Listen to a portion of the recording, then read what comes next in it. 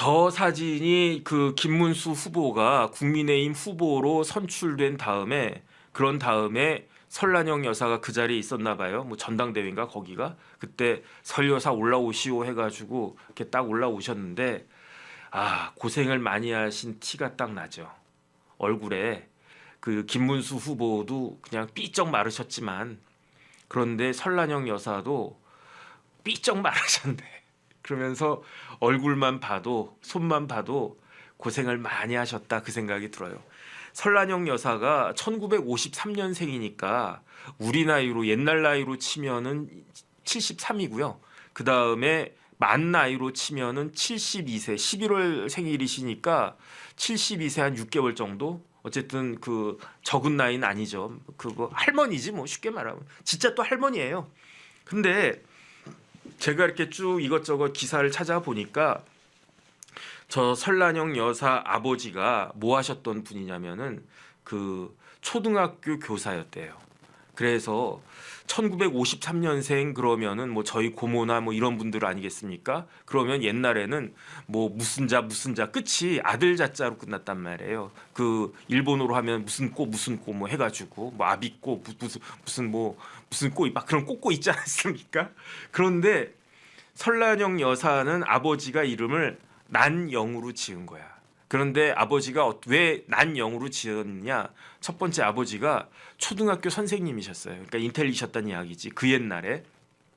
두 번째로 난이 무슨 난자냐면 난초할 때 그 난자예요. 그 다음에 영이 무슨 영자인가 봤더니 안녕할 때 그 영자 있잖아요. 평안하다 할 때 그 영자.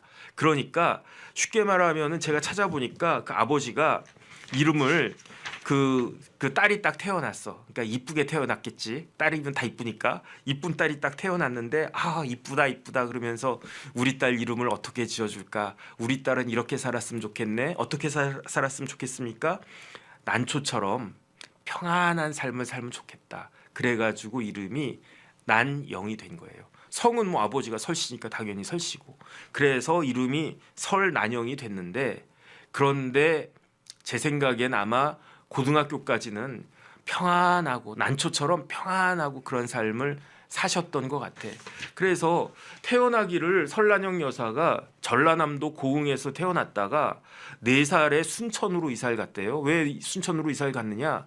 아버지가 초등학교 선생이라고 그랬잖아요. 그러니까 초등학교 선생님인데 순천으로 발령을 받았나 봐.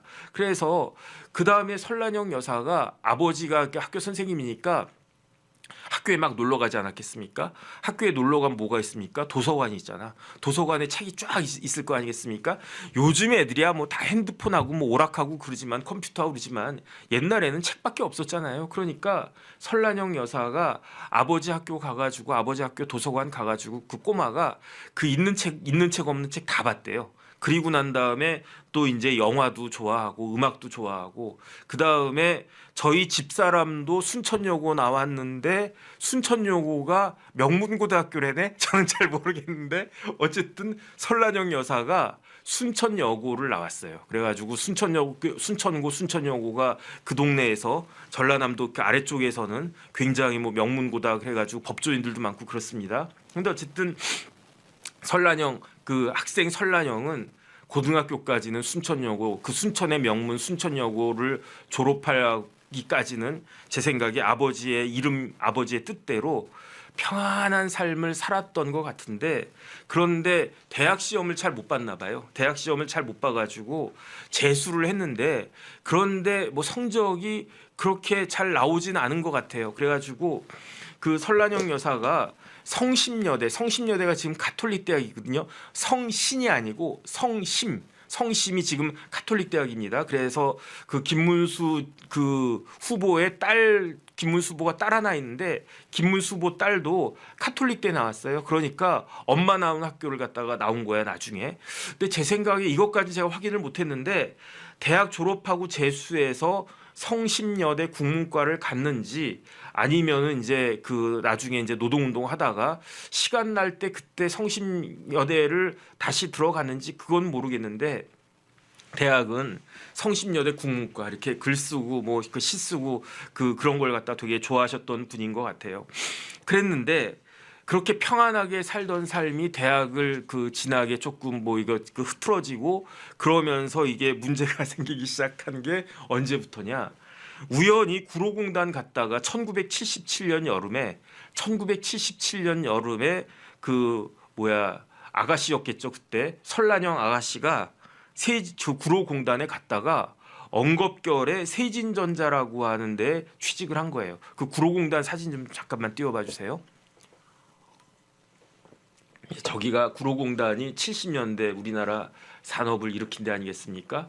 한국수출산업공단 구로동공업단지. 그래서 1977년 여름에 세진전자에 취직을 했는데 그런데 선배가 야 너 저기 노조위원장 해라 그러더래요.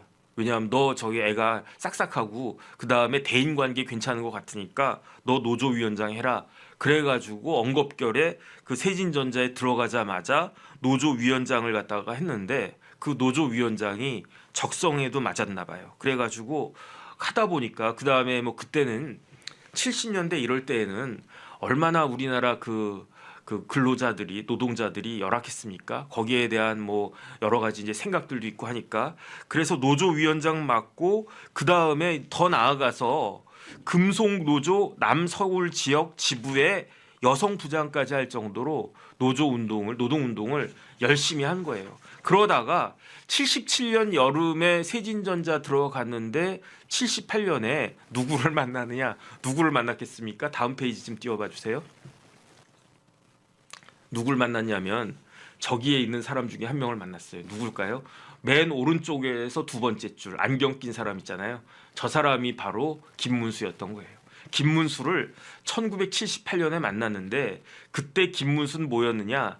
한일도르코의 노조위원장이었대요. 그러니까 한일도르코 노조위원장 김문수가 영등포역 앞에 있던 금속노조 남서울 지역 지부에 올 일이 많이 있었고 그 다음에 그 지역 지부에 그 금속노조 남서울 지역 지부의 여성부장이었던 설란영을 자주 이렇게 막 보게 된 거예요.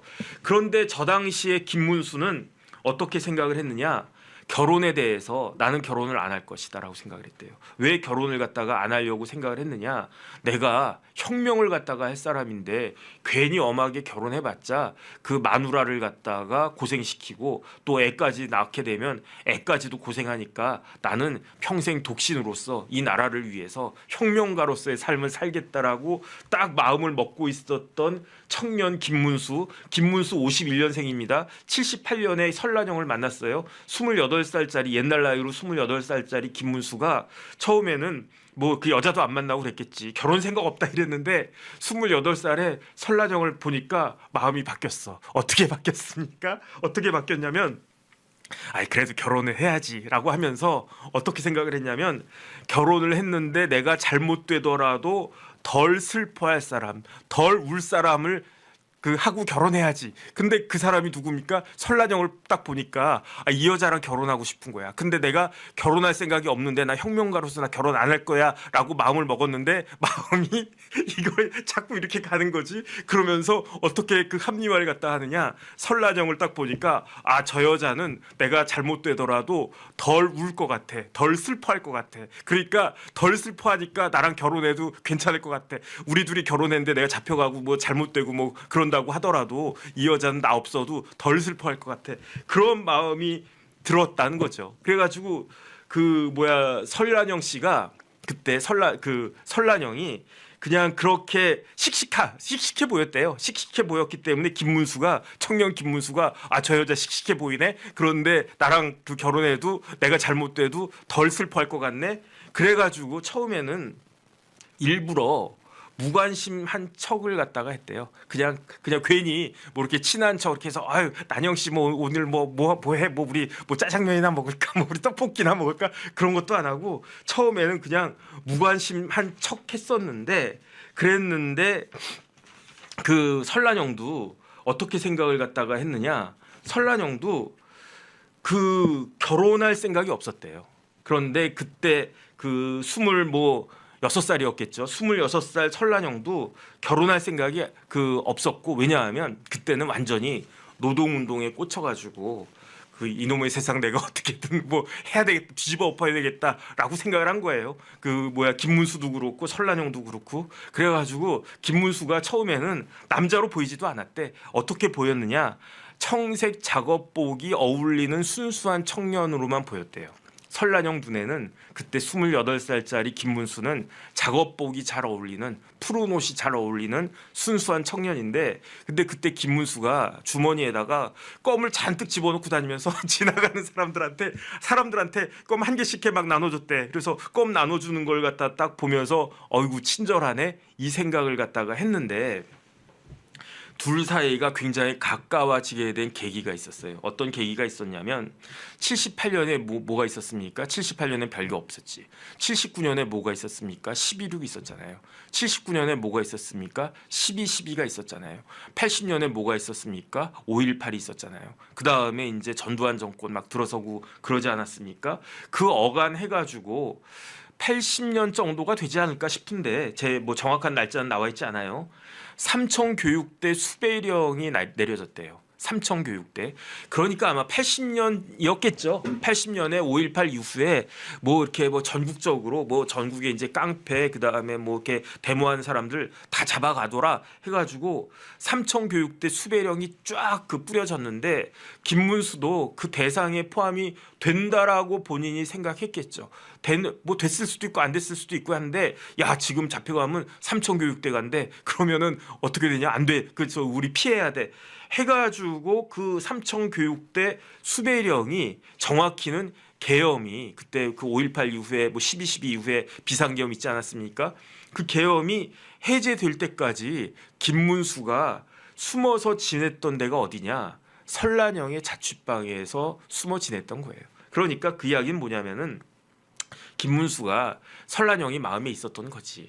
그러니까 처음에는 그래도 일부러 무관심한 척하다가 그러다가 잡혀가게 생겼으니까 제일 안전한 데가 어디냐? 여자 자취방 아니겠느냐? 그렇다고 그러니까 이제 설란영한테 찾아가가지고 그 자취방에다가 야 나 좀 피신시켜줘. 그럼 어떻게 했겠습니까?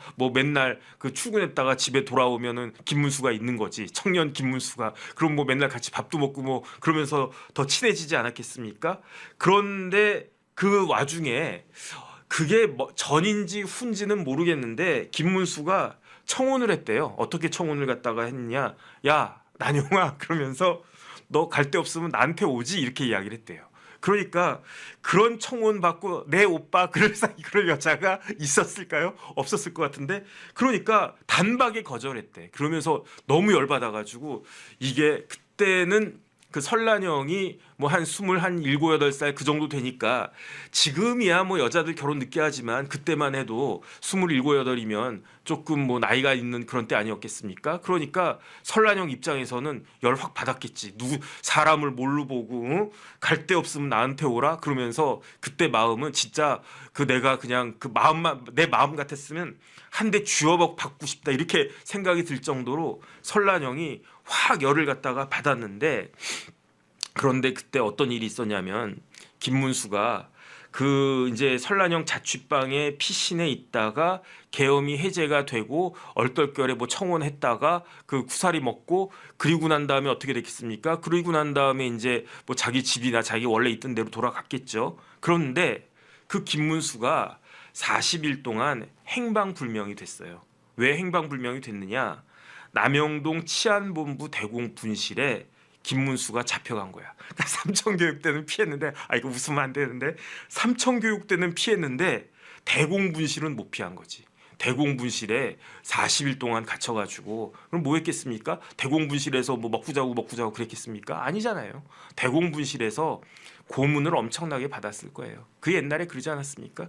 남영동 대공분실에서 그래서 거기서 이제 사망한 사람이 누구냐? 박종철 열사였잖아요. 박종철 열사가 87년인가 그때쯤에 그랬으니까 나이 김문수가 대공분실에 끌려간 게 80년 이때쯤 되지 않았을까? 끼케야 81년 이때쯤 될 것 같은데 그 박종철 열사가 87년에 사망했으니까 지금으로 따지면 옛날은 오래전 일이다 이런 생각이 들어도 지금 생각해 보면 한 6, 7년밖에 되기 전에 박종철 열사가 사망하기 전에 6, 7년 전에 김문수가 그 자리에 있었던 이야기예요. 그런데 안 보이는 거야. 김문수가 어디서 나한테 갈 데 없으면 나한테 와라 이렇게 이런 말도 안 되는 망언을 갖다가 한 김문수가 안 보이는 거야. 뭐 하루 안 보여, 이틀 안 보여, 닷새 안 보여. 뭐 그때까지 관심이 없었어. 일주일 안 보여. 이 사람이 뭐 잘못된 거 아니야? 열흘 안 보여. 20일이 안 보여. 이것도 웃으면 안 되는데 30일이 안 보여. 40일 만에 딱 나타났는데 나타난 김문수를 보고 깨달은 게 있었어요. 누가? 설란영이. 뭘 깨달았습니까? 사랑을 깨달았대. 그러니까 김문수가 안 보이니까 막 조마조마한 거예요. 한 일주일 안 보였을 때는 아이고 꼴도 보기 싫은데 그 없어져가지고 뭐 쌤통이다 뭐 이런 생각을 했는데 열흘, 20일 그 다음에 40일 만에 초췌한 모습으로 고문당해가지고 초췌한 모습으로 딱 보니까 그때 아마 제 생각에 눈물이 왈칵했을 수도 있어. 그러면서 내가 이 사람을 사랑하고 있나 보다라고 생각을 갖다가 하고 그 다음에 또 깨달은 거. 나 노동운동 계속할 건데 야 김문수가 그냥 깽깽이 그냥 마른 그런 사람인 줄 알았는데 강한 의지를 갖고 있구나 해가지고 그때 결심을 갖다가 한 거죠. 결혼을 결심을 했는데 누가 제일 황당했을까요? 그러니까 설란영이 김문수와 결혼한다라고 했을 때 제일 황당했을 사람이 누굴까요? 뭐 여러 명 있을 수 있지만 근데 이제 그 제일 황당한 사람이 설란영의 아버지 초등학교 선생님 설란영 선생님 설 선생님이 제일 황당한 거야.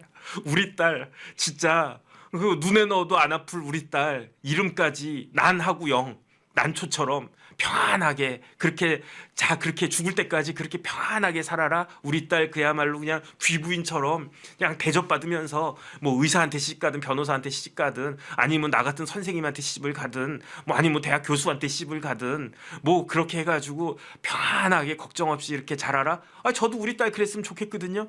그랬는데 우리 딸이 아빠 나 결혼할래 해가지고 데리고 온 놈이 어떤 놈이냐. 삐쩍 말라가지고 뭐 그때 양복 입고 갔겠습니까? 파란색 작업복 입고 안 갔으면 다행이지. 김문수래. 딱 봐도 얼굴도 삐쩍 마르고 몸도 왜 이렇게 말랐어. 그래가지고 그 장인 되실 분이 설 선생님이 김문수 보자마자 한숨이 팍 나온 거야.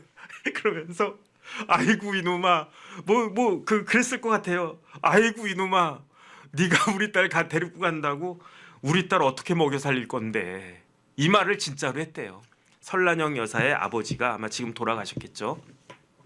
김문수를 딱 보자마자 청년 김문수를 보자마자 김문수한테 너 우리 딸 어떻게 먹여 살릴래? 내가 진짜 너무너무 속상하다. 이렇게 이야기를 했는데 거기에 대한 답이 걸작이었어.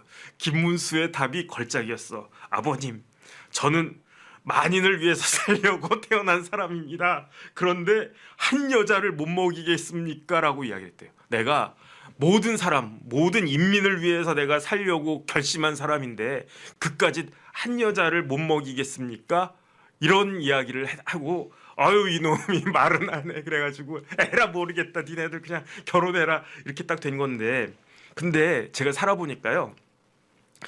전 세계 만민을 위해서 사는 거는 제가 봤을 때 어렵지 않은 것 같아. 그러니까 저는요 하나님한테 다 드릴 수 있어요. 다 드릴 수 있어. 뭘 드릴 수 있느냐?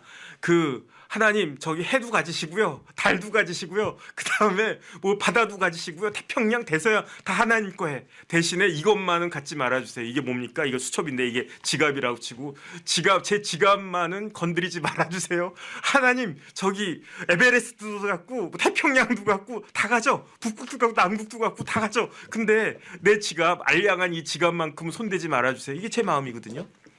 만인을 위해서 사는 게 그게 뭐 어렵겠습니까? 그런데 진짜 어려운 건 뭐다? 한 여자 먹여 살리는 게 진짜 어려운 거다. 그러니까 장인이 철이 없으셨던 건지 김문수가 철이 없었던 건지 그건 모르겠는데 그래도 말 하나는 말을 하나는 할 줄 안다 해가지고 만인을 위해서 살려는데 한 여자 못 먹이겠습니까? 이렇게 이야기를 하고 결혼 승낙을 받고 그리고 난 다음에 이제 그 시댁으로 갔겠죠. 시댁이 어디였겠습니까? 시댁이 경상북도 영천이에요. 그러니까 김문수는 영천이고 그 다음에 설란영은 고흥이야, 전라남도. 그러니까 영호남 그 합작 부부예요. 그래서 먼저 처가부터 갔겠죠. 그게 순서일 테니까. 그리고 나서 아이고 이제 장인어른한테 허락받았다. 이제 손목 잡고 우리 아버지한테 가자 해서 딱 갔는데 김문수 후보의 아버지는 어떤 분이냐? 문중의 대부였대요. 대부. 제가 그 저희 집안에 온양정시 3등 공파에 20대 종손이라고 말씀드리지 않았습니까? 그 시골 가면 이렇게 대부 뭐 이런 분들 계세요. 김문수 아버지가 꼭 그런 분이었대요.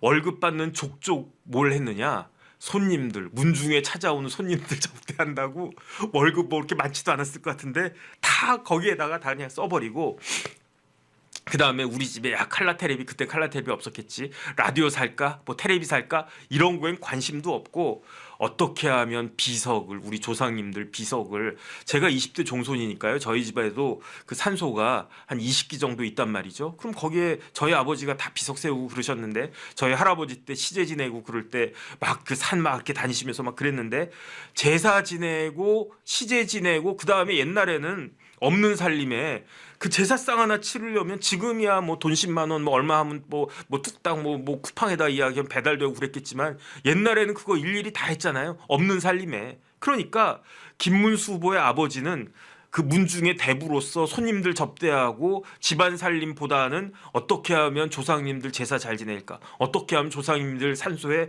비석 같은 거 잘 세울까? 이런 거 걱정하셨던 분이래요. 그러니까 딱 경상도에서 그것도 경상북도 영천에서 그러다가 김문수 아버지가 어떻게 하셨습니까?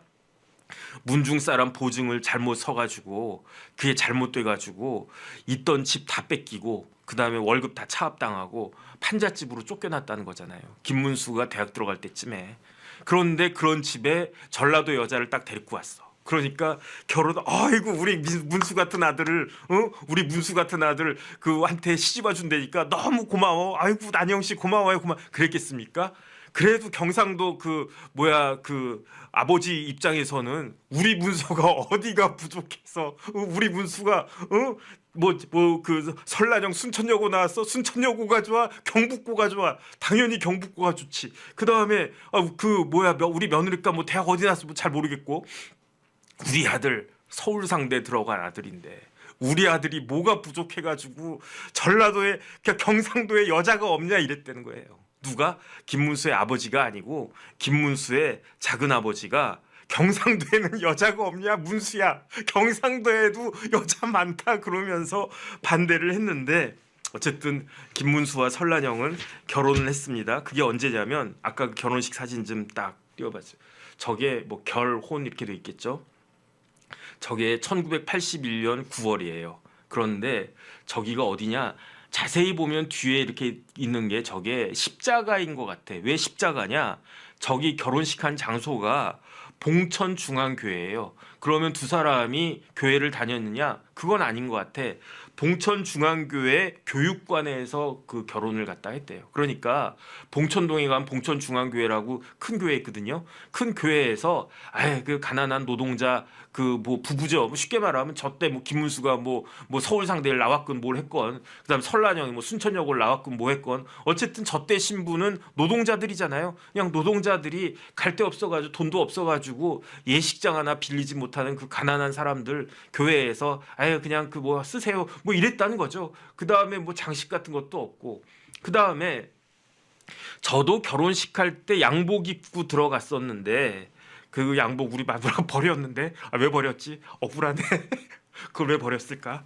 물론 이제 지금은 작아져가지고 못 입는데 그런데 그 남자들은 양복 입고 이렇게 넥타이 매고 결혼식장에 들어갔는데 여자들은 어땠습니까? 여자들은 웨딩드레스를 입었잖아요. 그런데 설란영 여사는 웨딩드레스를 안 입었어. 저게 뭘 입었습니까? 그냥 정장을 입었잖아요.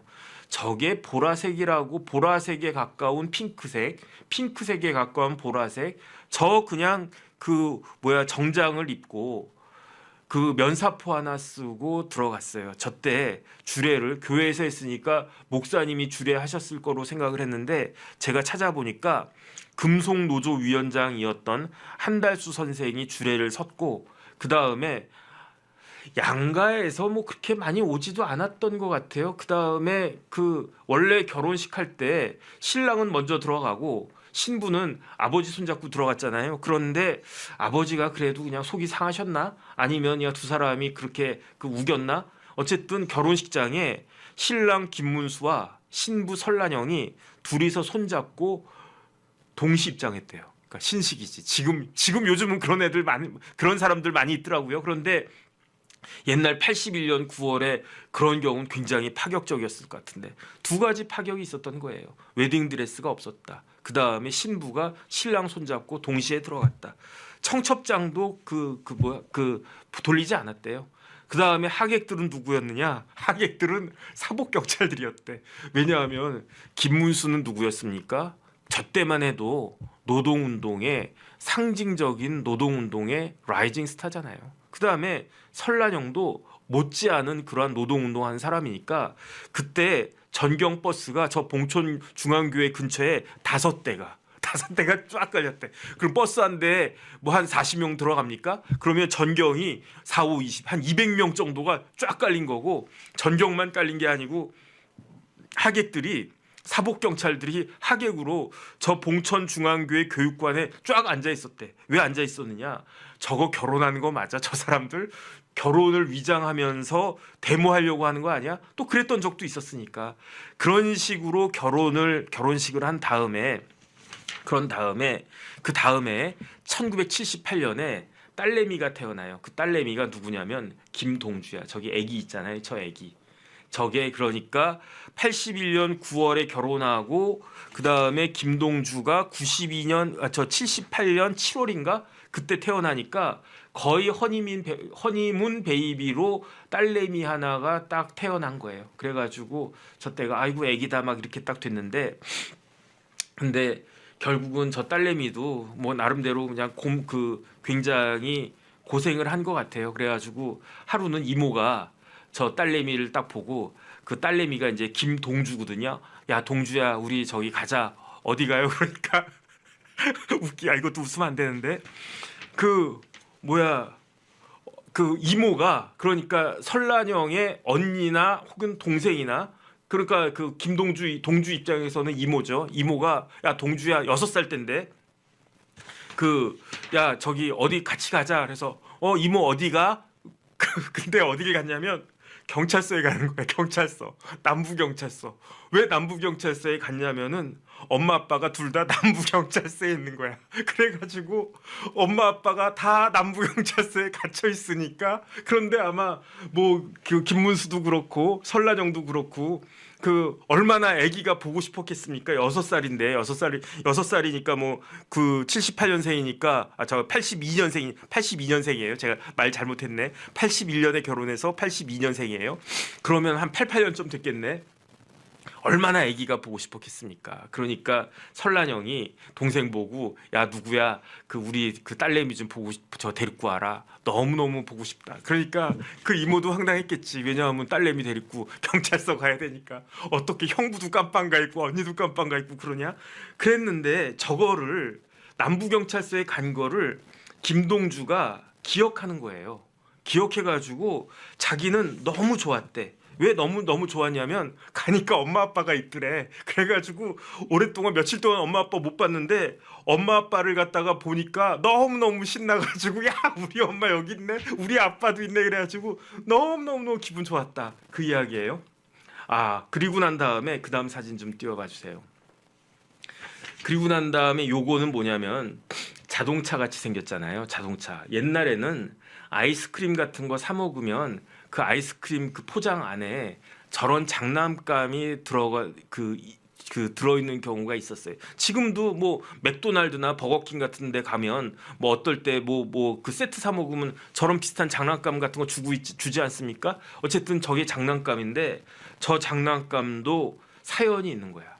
저 장난감은 어떤 사연이 있느냐? 그 동주가 6살 때였는데 엄마 따라서 이번엔 어디 갔느냐? 지난번에는 이모 따라서 남부경찰서 갔잖아요. 요번에는 엄마 따라가지고 어딜 갔느냐? 교도소에 간 거야. 교도소에 갔더니 누가 나오느냐? 아빠가 나오는 거야. 아빠가 나오면서 선물로 저거를 줬대요. 선물로. 근데 저 6살짜리가 우리 아빠가 나 선물 줬다. 근데 저 선물이 알고 봤더니 아이스크림 사 먹으면 그 뭐 부록으로 주는 그 저 자동차인데 저게 김동주가 기억하는 아빠로부터 받은 첫 번째 선물이야. 그래가지고 저거를 지금까지도 아마 간직하고 있을 거예요. 그 다음 페이지 좀 띄워봐 주세요. 그러면서 저 이야기가 제가 지금 막 드리는 이야기가 김문수가 경기도지사 당선됐을 때 인터뷰한 내용이랑 다른 막 기사 같은 것들 다른 인터뷰 내용 막 그 짬뽕해가지고 제가 지금까지 말씀드린 거거든요.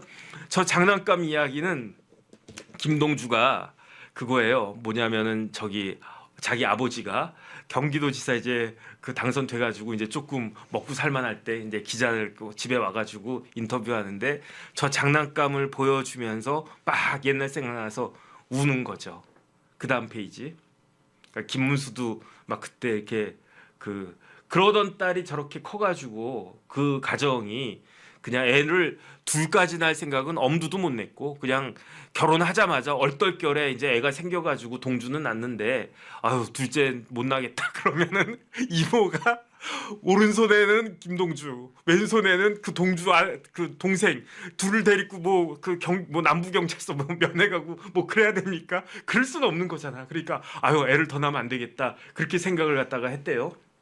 그다음 그 옛날 운동하는 사람들이 애를 갖는 거는 그거는 너무 이렇게 안 된다. 너무 사치다. 애를 갖는 것 자체가 사치다. 그렇게 생각을 했었다는 이야기인 거고.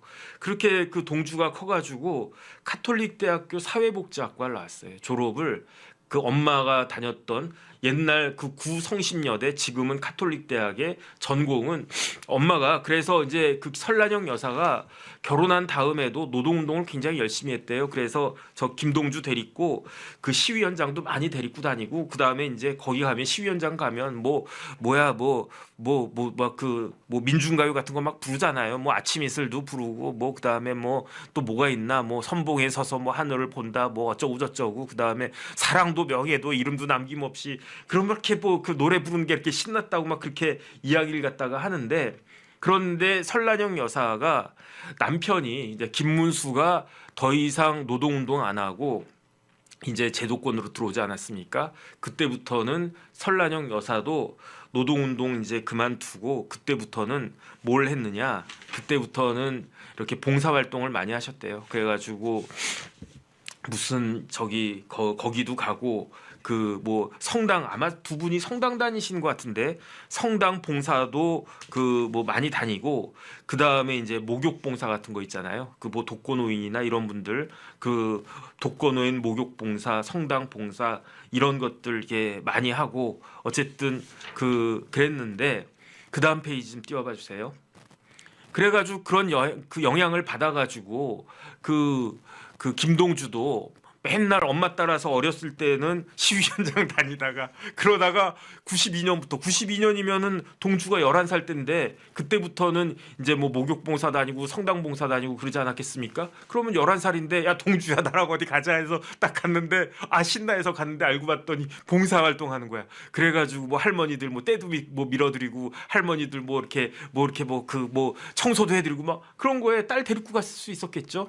그러니까 전공을 사회복지학으로 해가지고 카톨릭대 사회복지학과 졸업해서 그 사회복지사가 됐고 그 다음에 맨 오른쪽에 있는 남자가 있잖아요. 좀 뻘쭘하게 서 있는 남자가 그 남자가 아마 김문수 사위인 것 같은데 김문수 사위도 카톨릭대 사회복지학과 뭐 선후배나 뭐 동문이나 같은 사회복지사인 것 같아요.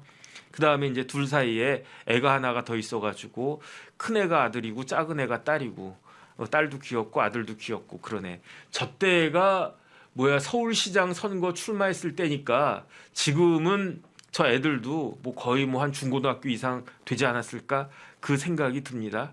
그래서 그 설란영이 아버지의 기대와는 달리 난초같이 평안하게 그야말로 온실 속에 있는 꽃같이 그렇게 아버지는 그 살기를 원했겠지만 뭐 어쨌든 남편 잘 못 만난 건가? 잘 만난 건가? 그건 잘 모르겠는데 어쨌든 남편 만나가지고 고생한 거는 사실인 것 같고 어쨌든 그렇습니다.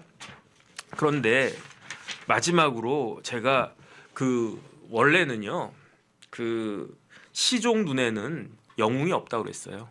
그러니까 무슨 막 징기스칸, 뭐 나폴레옹, 막 누구 막 유명한 사람들 있지 않습니까?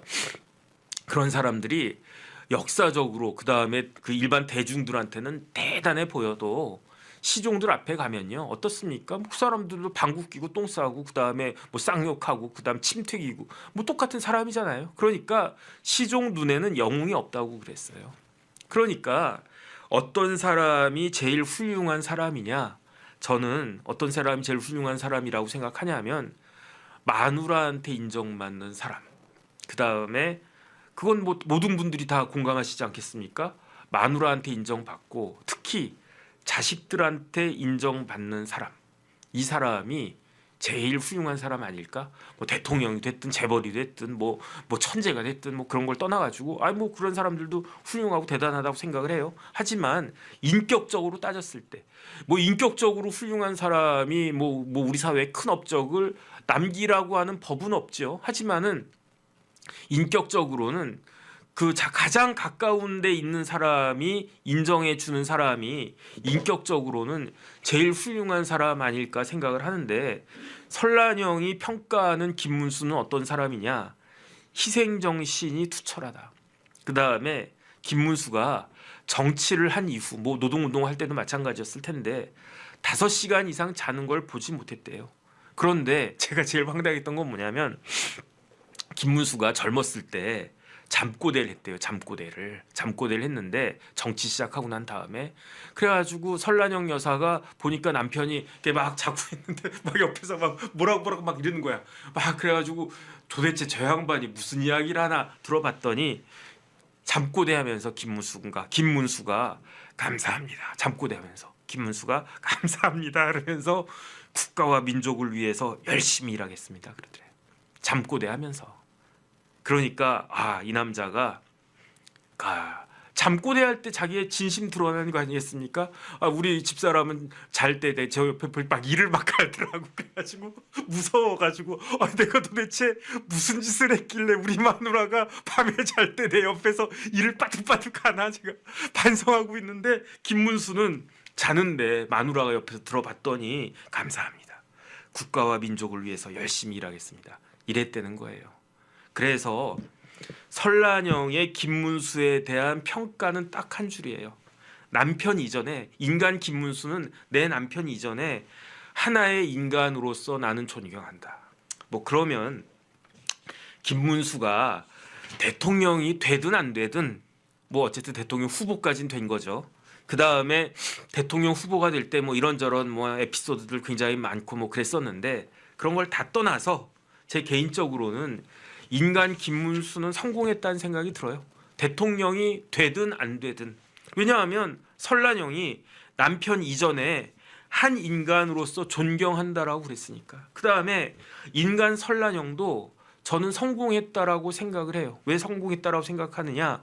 김문수한테 물어봤어요. 김문수 후보님, 당신에게 있어서 별의 순간이 뭐죠? 그 독일어로 그 김종인 그 위원장이 이야기해서 무슨 슈툰데였는데 그 갑자기 생각이 안 나네. 그래서 뭐 별의 순간, 윤석열한테 별의 순간 뭐 그런 이야기 있지 않았습니까? 한동훈한테도 뭐 별의 순간 뭐 해가지고 그 별의 순간이 뭐 왔다 뭐 그렇게 이야기를 했는데 그 이야기가 생각났는지 어떤 기자가 김문수한테 물어봤어요. 김문수 후보님, 당신에게 있어서 별의 순간은 언제입니까?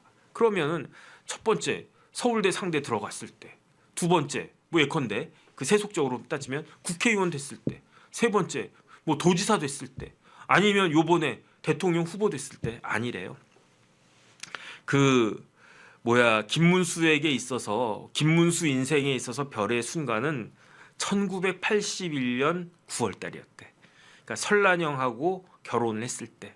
그러니까 그 설란영 입장에서도 내 남편이 나랑 결혼한 순간이 내 인생에 있어서 최고로 좋은 순간이었다. 딸내미 태어났을 때도 아니고 결혼했을 때. 뭐 그렇게 평가했으면 결국은 김문수와 설란영 부부는 그 인간적으로는 인격적으로는 잘 살아온 것이 아닌가. 제가 이제 아침에 일어나가지고 그 설란영 여사에 대해서 이것저것 지난번엔 제가 김문수 이야기 했었잖아요. 근데 김문수는 뭐 그냥 공적 김문수 정리한 노트가 이거거든요. 이거는 이제 새로운 노트고 설란영은 김문수 노트를 제가 다시 한번 쭉 봤더니 김문수 뭐 서울대 나오고 뭐 경북고등학교 서울대 나오고 뭐 재적됐다가 뭐 무슨 뭐 노동하고 뭐 그다음 민중당 창당하고 택시기사도 하고 쭉 이런 이야기만 했었단 말이에요. 그런데 설란영을 갖다가 쭉 보니까 그 조금 더 두 분 사이에 한꺼풀 뒤에 있는 모습을 본 것과 같은 그런 느낌이 딱 들면서 해서 그다음 이제 마지막으로 한 가지만 딱 말씀을 드리고 끝내도록 하겠습니다. 논어를 보면요, 제가 제 이야기가 아니고 이한우 선생이라고 조선일보 기자 오래 하셨던 분 계세요. 그래가지고 그분이 이제 아주 그냥 철학으로 고대 나오셨는데 고대 영문과 나오고 대학원 철학과 나오시고 뭐 독일에 연수도 갔다 오시고 번역도 많이 하시고 대단한 분인데 그분이 이제 논어에 꽂혔어. 그러니까 사서삼경 이런 데 꽂히신 분이야. 뭐 저도 이제 논어 그냥 대충 한번 읽어본 둥 마는 둥 했는데 이한우 선생님이 이한우 선생님보다는 선생이 더 뭐라 그럴까 더 극존칭입니다. 그러니까 이한우 기자님 그냥 제가 이한우 선생이라고 할게요. 이한우 선생이 뭐라고 이야기했느냐? 자기가 논어를 뭐 수십 번 읽었겠죠. 무지하게 많이 읽었는데 논어를 한마디로 이야기하면 뭐다? 그게 지인지감이래요. 지인지감. 제가 그거 어떤 신문 기사인가 어딘가 봐가지고 굉장히 인상이 남는데 지인지감이 뭐냐면 사람을 보는 눈. 그러니까 공자가 논어를 썼을 때 그 독자들한테 사람들한테 하고 싶은 말은 인생을 잘 살려면 어떻게 해야 된다? 지인지감을 길러야 된다. 내가 이 책을 쓴 이유는 사람들이 지인지감을 얻도록 하기 위함이다. 그런데 그 지인지감이 뭐다? 지인지감은 사람을 보는 눈이다. 저는 어떻게 생각하냐면요. 그 이야기를 듣고 곰곰이 생각을 해보니까 맞는 것 같아요. 이한우 선생이 뭐 저보다 훨씬 더 그런 분이라 뭐 당연히 그냥 저는 이렇게 따라가는데 어쨌든 생각해 보니까 맞는 것 같아. 그러면서 한 번 더 드는 생각이 제가 그 이야기를 듣고 사람을 판단할 때 기준이 생겼어요. 어떤 기준이 생겼느냐? 어떤 사람을 딱 볼 때 그 사람의 배우자를 본다고요. 왜냐하면 제가 우리 아버지 어머니 밑에서 태어났단 말이에요. 그런데 저는 우리 아버지 어머니를 선택하지 않았어요. 제가 선택한 게 아니야. 그냥 태어나니까 뭐 A라고 하는 분이 정모 씨가 우리 아버님이시고 손모 씨가 우리 엄마야. 그거 주어진 거죠, 뭐. 그런데 저는 감사하고 우리 애들을 제가 이런 애들을 낳고 싶지가 않았다라고 하면 큰일 나겠지. 아니 애를 갖다가 우리 마누라가 낳았다라고 해서 딱 봤더니 아들이고 그다음에 그 간호사가 어떤 아기를 갖다가 딱 들고 오면서 공주님입니다. 그래서 딱 봤더니 딸이야. 제가 선택한 거 아니에요. 그냥 낳아보니까 저런 놈들이 우리 아들, 딸이 된 거지. 그런데 그렇다라고 하면 사람이 스스로 선택할 수 있는 가장 중요하고 가장 가까운 사람은 누구냐? 그거는 마누라잖아요. 그거는 남편이잖아요. 그러니까 저는 어떤 사람을 볼 때 그 배우자를 보는 게 중요하다는 생각이 든 거죠. 그러니까 겉은 멀쩡한데 제가 보기에 조금 뭐 그렇다 이런 사람하고 결혼한다라고 그 배우자가 그렇다라고 하면 저는 그래서 그 사람 어떻게 보냐면은 어떤 느낌이 드냐면은 조금 달리 생각해야 되겠다 이런 생각이 드는 거예요. 왜냐하면 이한우 선생이 공자님이 지인지감 하라고 하셨다라고 하니까 그냥 전문의 전문이에요.